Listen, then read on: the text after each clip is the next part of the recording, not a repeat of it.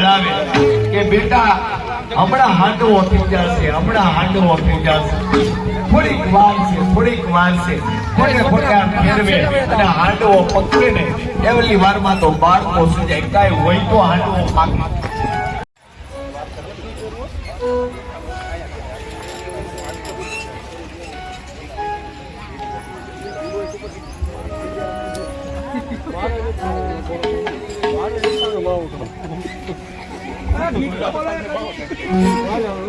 દ્વારિકા નો દ્વારિકા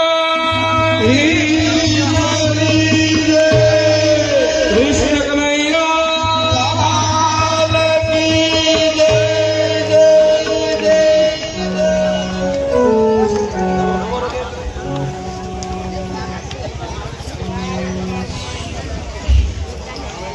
सोने की सड़ी बसा द्वारकाधीश बोल द्वारकाधीश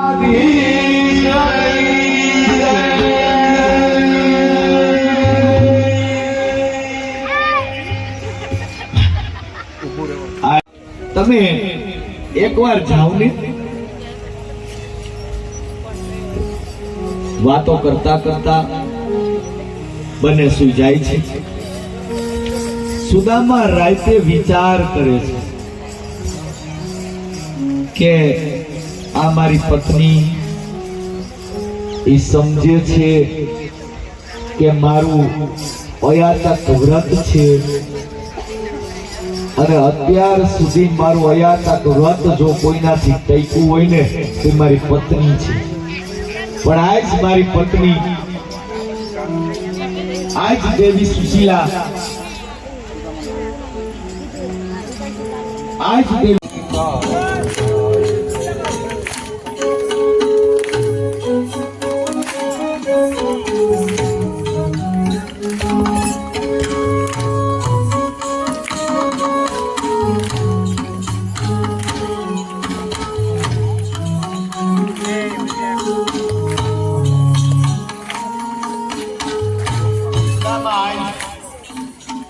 વહેલી સવારે દ્વારકાની યાત્રાએ જાય છે.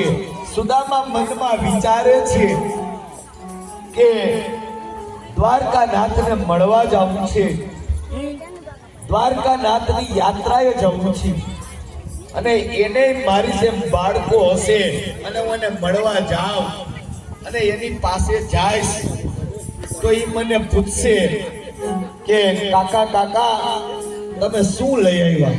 તો ખાલી આઈતે તો જવાશે નહીં, પણ મારી પાસે તો કઈ છે નહીં, તો મારે શું લઈને જવું? સુદામા મનમાં વિચારે છે કે મારી પાસે કઈ વસ્તુ છે નહીં, તો મારે એની પાસે શું લઈને જવું? કે કોઈકની ઘરે મહેમાન જઈએ તો કઈ છેલ્લી ભાગે બિસ્કિટ નું પેકેટ લઈ જવું, પણ આ તો સુદામો ગરીબી આટો લઈ ગઈ કે બિસ્કિટ ના પેકેટ લેવાના પણ પૈસા. અને બીજી વાત ગયા ત્યાંથી પાછું તો છેવટે છોકરાઓના હાથમાં કઈક તો આપવું પડશે, પણ મારી પાસે તો કઈ છે નહીં. અને જ્યારે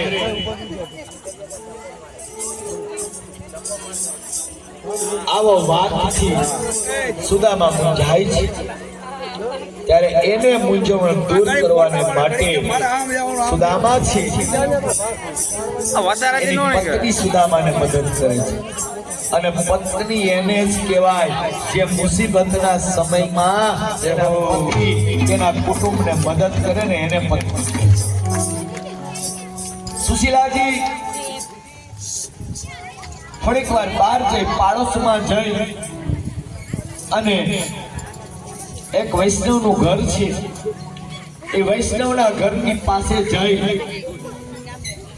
અને મુઠ્ઠી એક પવાની માંગણી કરે છે. અને આ પાયોનો વાટકી વ્યવહાર જ હોય, આજ આપી દો કાલ દઈ જાય, આજ આપી દો કાલ દઈ જાય. એટલે સુશીલા કે જેને કોઈ દી માંગ્યું નથી આજ વૈષ્ણવની ઘેરે જાય છે અને વૈષ્ણવને કહે છે કે ભાઈ જય શ્રી કૃષ્ણ, બોલો કે જય શ્રી કૃષ્ણ, એક મુઠ્ઠી પવા આપો ને. સુદામાજી આજ યાત્રાએ જાય છે ને તો એને થોડી મદદ કરવી છે. અરે ઓલા કે આવો આવો બેન, આ તમારું જ છે, એક મુઠ્ઠીથી શું થશે, જોતા હોય એટલા લઈ જાઓ. પણ સુશીલા છે ને એ બહુ ગુણવાન સ્ત્રી છે કે નહીં મારે એટલા બધા ન જતા, ખાલી એક મુઠ્ઠી આપો ને અને મારી પાસે થશે ને ત્યારે હું તમને આપી જઈશ. એક મુઠ્ઠી પવા લઈ સાડલામાંથી કટકો કાપી, કારણ કે થીગડાવાળી સાડી હતી, એકાદું મોટું થીગડું કાઢી અને સુદામાને પવાની પોટલી વાળી દે છે અને એ પવાની પોટલી લઈ અને દ્વારિકાનાથ ને મળવાને માટે સુદામો રસ્તામાં ચાલ્યો જાય. જતા જતા દુબળી કાયા છે સુદામાની, પગમાં પહેરવાને માટે ચપ્પલ નથી, પોરબંદર થી દ્વારકાના રસ્તે ચાલ્યો જાય છે. ક્યાંય ન ખાવાને હિસાબે ચક્કર પણ આવી જાય છે રસ્તે, અને એવા ચક્કર આવે એટલે સુદામા પડી જાય છે.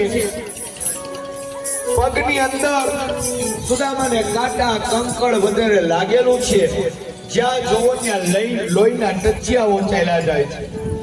અને ધીમે ધીમે ચાલતા ચાલતા સુદામા છે એ દ્વારકાના રસ્તે ચાલ્યા જાય છે. ક્યારેક બેભાન થઈ પડી જાય, ક્યારેક દ્વારકાધીશને યાદ કરે કે હે દ્વારકાધીશ, તારી પાસે પૂગીશ કે નહીં પૂગું, અને ન પૂગું ને તો આયા મરી જાય ને તો ઘેરે સુશીલા બાળકો રાહ યાત્રા કરવા ગયા, હજી આવ્યા. અંતર્યામી પ્રભુએ જાણ્યું, પ્રભુએ પોતાની દ્રષ્ટિથી જાણ્યું કે આજ મારો ભક્ત સુદામા મને મળવા ઘરને આજ પવિત્ર કરે છે, કે ચાલતો આવે છે એ ઠીક નથી, કારણ કે મારો માલિક છે અને મારો મિત્ર છે, પરમ મિત્ર છે. મારા પરમ મિત્ર પાસે આજ સગવડતા નથી, ચાલતો આવે અને હું દ્વારિકાનો નાથ છું, એ મારા મિત્રને મારે ચાલીને આવે, પગની અંદર કાકા કંટાળ વગેરે લાગેલા છે, એ મારાથી સહન ન થતો. દ્વારકાધીશે ઝડપથી ગરુડને આજ્ઞા કરી, ગરુડજી પધારો. ગરુડજી દ્વારકાધીશની આગળ હાજર થાય. ગરુડજીને દ્વારકાધીશ છે આજ્ઞા આપે કે દ્વારકાધીશ ગરુડને કહે કે ગરુડજી, મારો મિત્ર પોરબંદરના રસ્તેથી દ્વારકા આવે છે, દુબળી કાયા છે, પહેરવાના કપડા નથી, પગમાં કાંટા કંકળ લાગેલા છે, એને ઝડપથી તમારી ગાડી લઈ, તમારું વાહન લઈ અને ઝડપથી દ્વારિકાની ભૂમિ ઉપર પધરાવો. જેવી ભગવાનની આજ્ઞા છૂટી એટલે ગરુડજી પોતાનું વાહન લઈ અને સુદામાને તેડવાને માટે જાય. સુદામા રસ્તામાં મૂર્છિત પડેલા છે અને મૂર્છિત પડેલા છે. સુદામાને ઉપાડી ગરુડે બેસાડી અને થોડીક ક્ષણની અંદર દ્વારિકાની અંદર પધરામણી કરાવી.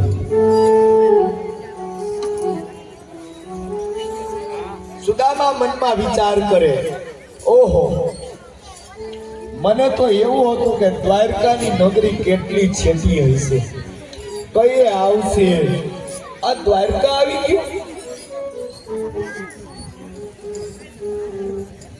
મને તો આટલી બધી એમ હતું કે કઈ રીતના આવશે.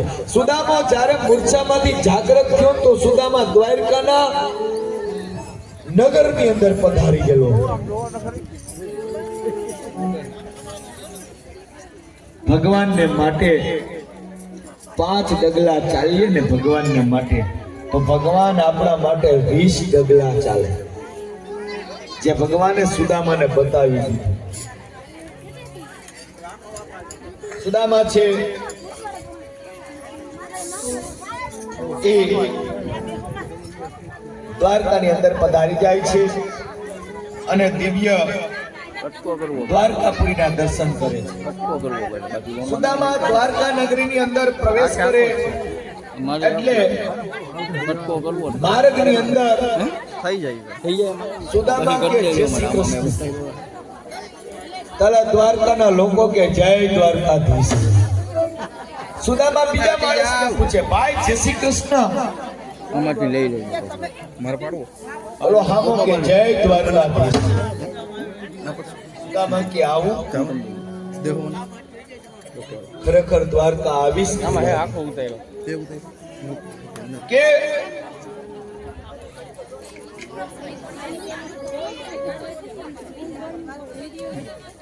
સુદામા પૂછે કે મહારાજ આ કઈ નગર છે? આ કઈ નગરી છે? તો ગામના લોકો કે જાત્રાળુ લાગો, બહાર ગામથી આવતા લાગો, જાત્રા કરવા આવ્યા લાગો। હા ભાઈ જય શ્રી કૃષ્ણ, જય શ્રી કૃષ્ણ ને જય દ્વારકાધીશ। તો કે આ તો દ્વારકાધીશનું નગર છે, આ તો દ્વારકાપુરી છે। સુદામા કે તમારા દ્વારકાધીશ પધારે છે ક્યાં, બેસે છે ક્યાં?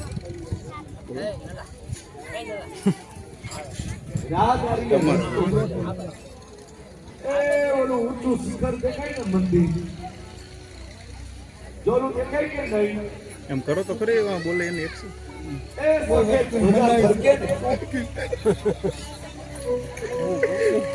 અને ઈ જે થોડી ધજા ફરકે ને, ત્યાં મારો દ્વારકાધીશ છે ને ઈ પધારે છે, ત્યાં મારો દ્વારકાધીશ બિરાજમાન છે અમારો। મારા ત્યાં જાવ અને જેવી સુદામા નજર નાખે ને ત્યાં તો દ્વારકાધીશની હવેલી દેખાય છે, અને સુદામાને એ દ્વારકાધીશની હવેલી ઉપર ધજા દેખાય છે। આ થોરી ધજા ફર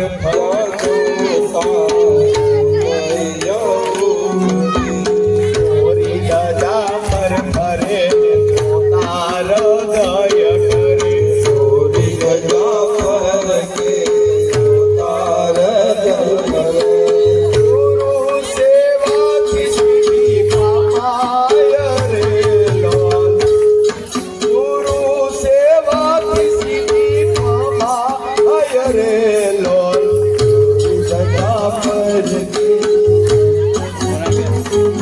અરે પાર પાલો કનૈયા से कह दो, अरे द्वार पालो कन्हैया से कह दो कि दर पे सुदामा अरे बार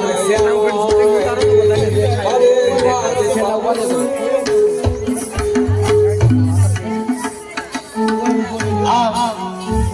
સુદામો છે એ દ્વારકાધીશના મંદિરની પાસે પહોંચી જાય છે, અને દ્વારકાધીશનું મંદિર એટલું પ્રખ્યાત, નગરી એટલી પ્રખ્યાત કે આજે પણ દિવસની અંદર 4-4, 5-5 વાર દ્વારકાધીશની ધજાઓ ફરકવામાં આવે છે, અને એ 52 ગજની ધજા, 52 ગજની ધજા।